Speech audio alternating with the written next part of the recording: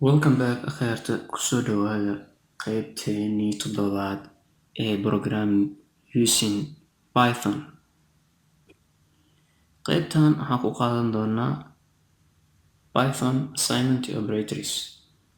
Qaybtii hore waxaan soo qaadanay Comparison Operators, waxaan ugu horeeyay Arithmetic Operators. Qaybtan waxaan ku qaadan doonaa Assignment Operators. Assignment operators calaamada ugu weyn ee markii assignment operators la dhaho qof walba maskaxdiisa kusoo dhacaysa waa equal, inkastoo ay jiraan calaamado kale oo la isticmaalo some cases. Marka let's do it, aan baraatikeyno. Calaamada ugu horeysa waa equal. haddii aad rabtid inaad shay ku shubtid oo kaleeto variable aad isticmaaleysaa, darabtid inaad assignment ku sameysid ama wax ku shubtid waa inaa equal isticmaasho. Tusaale oo kaleeto hadda variablekan waxaan ku shubi karaa data type-ka aan rabo anoo equal adeegsanayo, string ha ahaado, number ha ahaado, iyo wixii kale oo data type u jiro, boolean hala ka dhigo.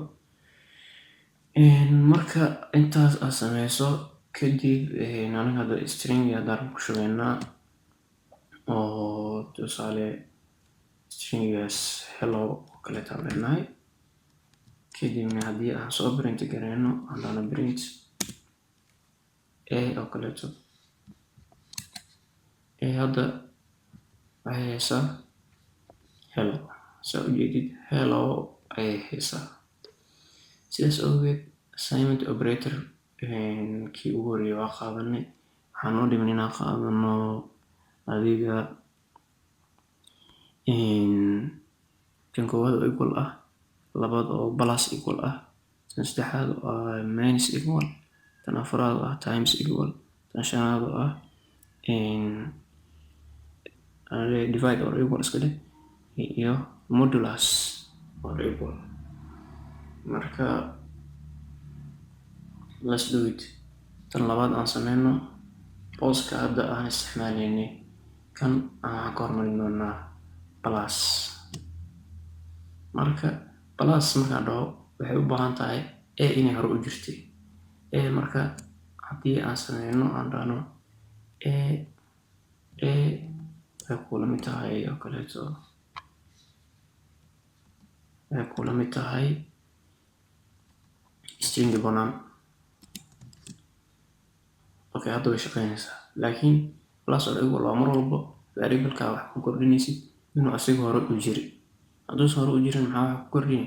Variable hadda sameysay wax ku kordhini waa may asigii oo macnaha horey u sameysnaa aad soo qaadaysaa, kadibna waxaa ku dareysaa plus equal ta meesha taagan. markaas uu ku shaqeyn doonaa. hadda marka wuxuu sameyn doonaa inuu ku daba qabto wixii jiray aan aragno hello ku daba qabtay. haddii aan meeshaan ka dhigi ka waran hello kale, okay, hello ayuu dhahay. haddii hadda aan dhaho maxaan ka bedela space aan dhaho isku daba qabanayso ama hadda iskuma daba qabanayo space haddaan dhaho bes. Okay, marka hadda waxaa isticmaala assignment oo minus ah, aan dhahay plus ah. haddii aan isticmaalayno minus, string lama kala gooyo, laakiin isku darkan hadda waxaan soo qaadanay inay ahayd concatenation, isku daba xiraaya stringiga. laakiin haddii aan rabo ka waran in aan isku daba qabto waxaan adeegsanaa plus, laakiin haddaan kala jaro ma shaqeyn doonto. maxaa yeelay qoraalkan lama kala jari doono, qoraal tiro ma ahan oo qoraal lama kala jarayo, laakiin haddii uu tiro yahay waa la kala jari doona. tusaale oo kaleeto hadda minus la meeshaan minus equal waa assignment operator, laakiin shaqada qabanaysa hadda meeshaan ma taal. aan fiirino waxaa lagu dhahay type error unsupported operand.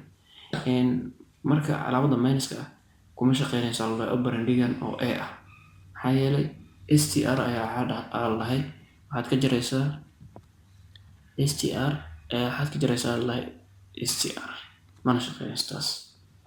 marka aan u isticmaalno tii hadda aan soo sameynay oo balaaska ahayd, waxaan u isticmaalaynaa number 2 plus haddaan dhaho waxay ku sidoo qabataa 2 oo kaleeto meesha a ugu jirtay waxaa lagu bedeli doonaa 4.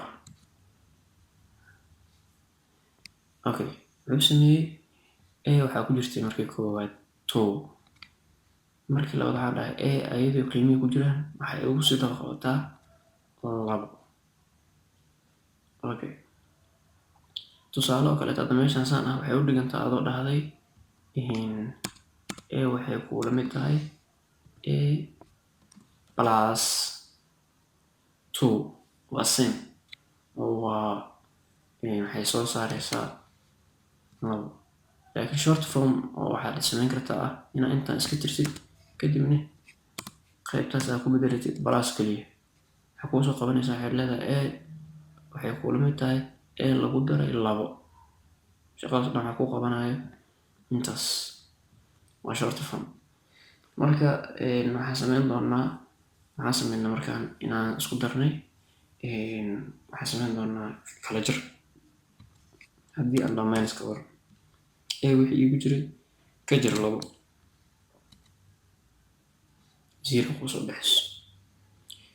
intaas waxaa ku gabagabaynaynaa ku dhaafeynaa calaamada ku darka oo equal la socto assignment operator marka la joogo minus equal plus equal maxay qabtaan waxaa u gudbaynaa times equal iyo divide equal. so markaan ugu horeyso stringi waxaa u isticmaali doonaa times equal. stringigayna wuxuu ahaa hello markii hore hello haddaan dhahno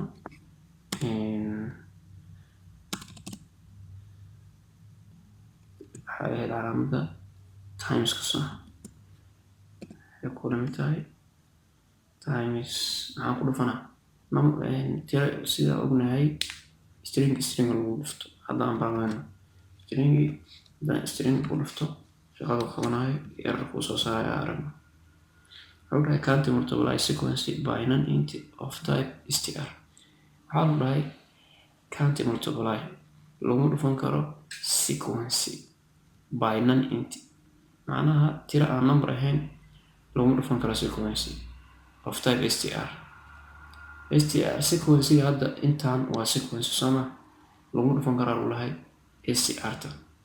marka tusaale hadda waxaan sameynaynaa waxaan ku dhufanaynaa number 3 oo kale iska dheh waxaa la rabaa inuu number 3 ku dhufto wuxuu sameeyey 3 hello uu soo bandhigay number 3 waxay ka dhigan tahay 3 mar macnaha tiradan hadalkan meeshan yaala str-ka ama stringiga 3 mar soo bandhig.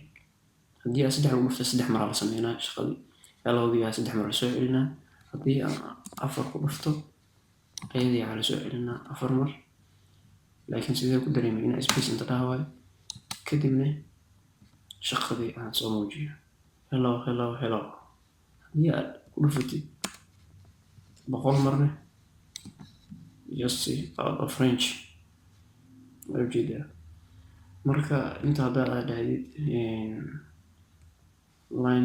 new line kadibna arangareysid soo bandhigay 100 mar oo hello. okay intaas aan ugu gudubno times equal shaqada qabanaysa. marka asaga calaamadaha la isticmaalayo waxay aad ugu fiican yihiin chapter la dhahayo ama qayb la dhahayo loops oo shaqadii aad qaban lahayd waqti badan kaa qaadan lahayd aad ku qabanaysid wax yar. okay divisionka isticmaalno marka divisionka isticmaalno ujeedaa string looma isticmaali karo division tirada loo isticmaali karaa. haddii aad rabtid inaad u qaybisid tiradii ugu horreysay tiradii meesha kugu jirtay tiro kale inaad u qaybisid waxaa sameynaysaa tiradii ayaa soo qaadanaysaa oo wax kugu jirtaa variable-ka ayadii waxaa u qaybinaynaa hadda tusaale 2 haddoo qayb waxaa rabaa inuu 6 soo bandhigo 6 because of 0 wuxuu usoo saaray waxaan isticmaalay calaamadan keligeed marka isticmaashid waxaa kusoo saari doonaa point ama decimal. sidaas darteed haddii aan hadda kan ku daro waxaan soo saari doonaa whole number ah oo nadiif ah, sababtoo ah calaamadan labada slash ah ee forwardka ah waxay qabataa in whole number ay wareejiso numberka meesha yaal haddii uu yahay point, laakiin haddii ay keligii tahay point ayay wadan doontaa. Marka floating point oo divisionka iyo waxay kala tahay integer division. Intaas waxaa u gudbaynaa calaamadda divisionka equalka. Reminderka haddii aan barawayno, reminderkana se wuxuu qabanayaa markii kan uu u qaybiy uu reminderkeeda kusii siiyo. Kan hadda reminderkeeda waa 0 saa ognahay, waa 0 uu u qaybiyey kadibna tirada soo baxday ayuu reminderkeeda kusii siiyey. Waxaa kaloo jira tusaale powerkana waa soo qaadan wuxuu ahaa 2 xidig. Marka tii hore meesha taalay waxaa ku igu sii jibaartay ayaan dhahay 2 12aad waxaa lagu jibaari doonaa 2. Marka 12 2 nagu jibaar 144 waa jawaabtu, waa noo sii diyaarsan tahay. Hadda aan resultiga aragno. Okay, resultiga 144. mid kale waa jirta in marka waxaan dhan isticmaalayo ay ugu muhiimsan yihiin in loopska lagu isticmaalo. Loopska waan qaadan doonaa insha Allah, waxaan ka qaadan doonaa qaybo kooban, inkastoo aan dhexgeli doono oo si fiican aan u kala baran doono insha Allah. Marka qaybteennii 7aad programming using Python intaas ay nooga eg tahay oo inoo qaybta xigta.